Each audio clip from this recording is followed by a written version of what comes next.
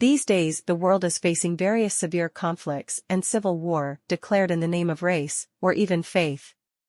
These wars are causing atrocious impacts. Instability and devastation is not only destroying the country where the war has taken place, but creeping into the surrounding countries as well as the countries that also involved in it.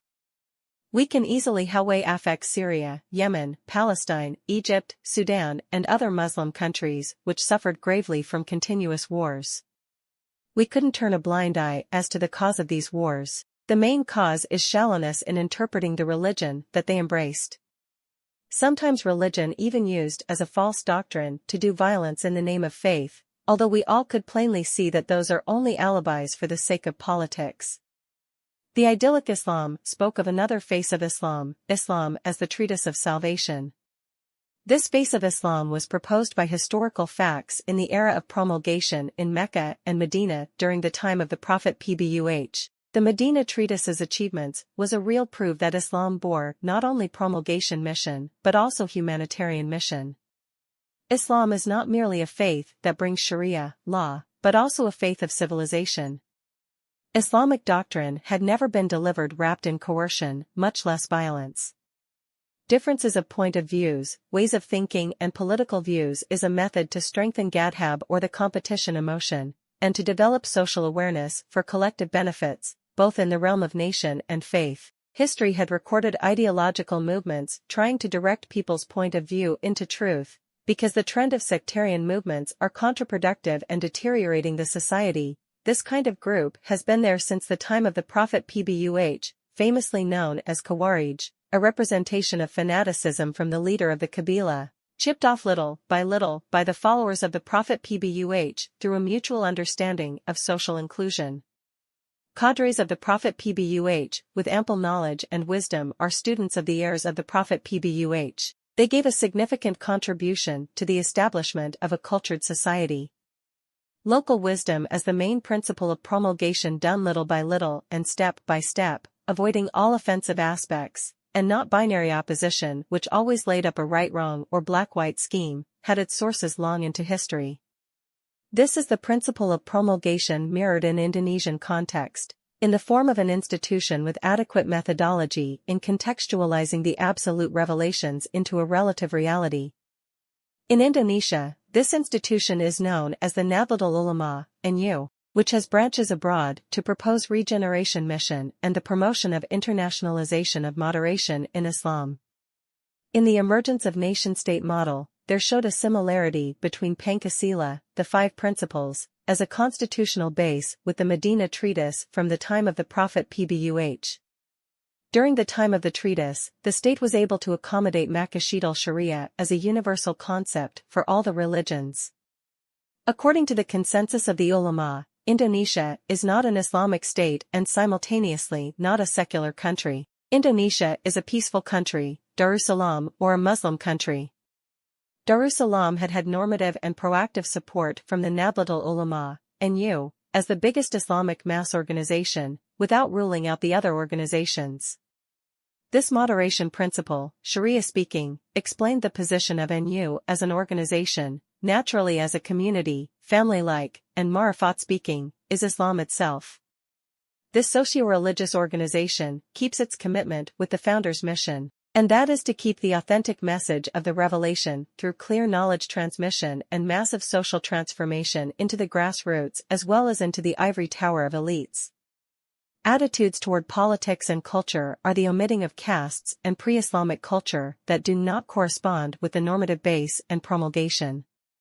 Because the Aqidah, base of faith, normative base and the fiqh could still accommodate local cultures. Besides, the Aqidah doesn't set an exclusive point of view in seeing the madhhab of Kalam. As long as one is still harboring under the umbrella of Islam, saying Shahada, Muslims' profession of faith, pray while facing Qibla, the direction of Kaaba in Mecca, believe in the 5 pillars of Islam and the 6 pillars of faith, that means one is still a Muslim. It is different with other groups that scholars easily found collision between their interpretations and the Nash of al-Quran and al-Hadith. Example of these groups included the Mu'tazila school and other schools. International mission of this socio-religious organization is to spread the Sunni school. definitively negated by the Shiite. From the matter of flexibility in Akida and Dawa promulgation, Sunni school is distinguished in two, that is purification Sunni and methodological Sunni.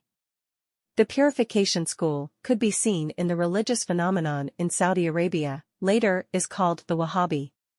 Methodological Sunni could be observed in Indonesia, with the way the NU identified itself in the matter of mazhab, school, which, in countries like Egypt or Sudan, would be called Sufi. This group is a majority group used to seek law status with Kuli method, through the Turit's book, commonly called the Yellow Books, and Tamanhaj, using the mazhab's Imam methodology, as an alternative. On the other hand, we can't deny the existence of countries like Egypt that is more defined to do Tamanhaj. It's a fact that moderation in Sunni school is defining the purity of the Prophet's teachings, without castrating the dynamic, relative social inclusion. In the realm of regeneration, on the science genealogy with the Talaki-based institution, the NU is really strict. Knowledge as a part of religion is distinguished in thought sacralization. The inherited understanding keep the balance between accuracy of the text and the sources, methods with the objected discuss and the realm of knowledge with the limit of human ability. It is different with thoughts, that sometimes is out of the needs and ability of the human reasoning to chase relative, even speculative, desires.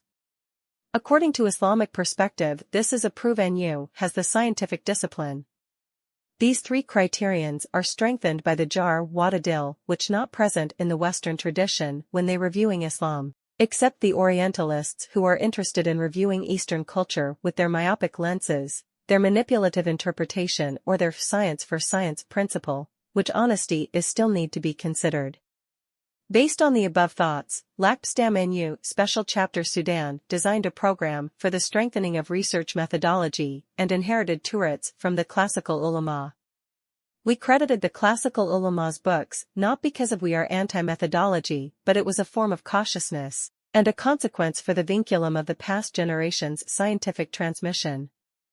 Like the ulama in PBNU always did when they encounter a new fiqh problem and the law status hadn't been found in the yellow books, the determining step is using the Ilhaqi method and using the methodology as defined by LBM PBNU team, especially the Batzal Masail Madluaya board of PBNU, the reference for national level. The reference would then be supported by a heavy and strict study by the ulama of Nusantar's works, e.g. K.H. Sahal Mahfud's with his social fiqh or the religious scholars from Middle East like Syekh Waba Zuhaili and Syekh Ali Jama. The resulting references are not only explaining the moderate and productive attitude in the socio-religion field. In this case, Nusantara treatise is used as references for methodology, corresponded into the discussion object without being trapped into a counterproductive or procrastinating attitude. When we see it from history, we can see that the Sunni school in Indonesia has similarities with Sunni in Sudan. The similarity is that both in Indonesia and in Sudan, Islam flourish as a teaching, and not an ideology. The base is benefit for all through Makashidas Syria reconciliation, with the state's ideology as a demand from the condition. For instance, the phenomenon of the Constitution of Indonesia, it used a lot of law from the Dutch colonial era, but it was never contradicted with the principle of Islam. Sudan, where its positive law were inherited from England, showed that the English secularization during its colonial era was not successful enough, with the presence of Majma fiqh, Majma zakat and Majma Sufi, although the secularization did show an influence in institutional and bureaucracy fields. This includes the unavoidable reality where Sufi groups are divided into two, and that is institutional spirited group and Ikhwan spirited group, especially in the government. Research and methodology concept is important to develop in Muslim countries so that Muslim won't be dazzled by Western countries' advancement, making them sovereign of knowledge and superior, enough to set themselves as the standard for other civilization. Meanwhile, Indonesia, which was built under two strong influences, Islam and Western, wants to be an emerging power that inspire. This is a chance for NU as the mainstream Islamic mass organization to promote Indonesia in the global community. The promotion could begin by the Lakpstam NU Special Chapter Sudan, or any other foreign countries, that possesses cultural similarities, in religious matter like Tasawwuf, for instance, to do a comparative study in the law Istinbath methodology among the national boards of Sudan with national boards of Indonesia. The most important thing to promote is Islam Nusantara construct, with the biggest number of Muslim in the world. T.